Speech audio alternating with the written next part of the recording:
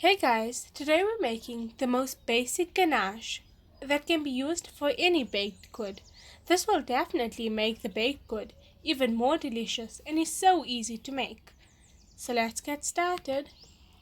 We're gonna start off in a saucepan and you're gonna add in your chocolate as well as the cream.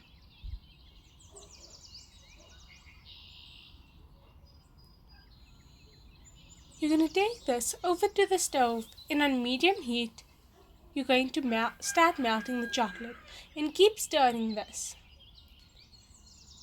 It will eventually become a smooth, silky ganache.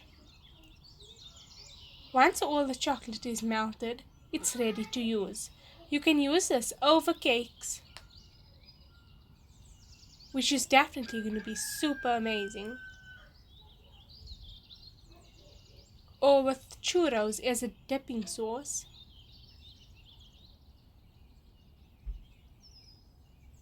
or on cupcakes, and it's definitely so amazing.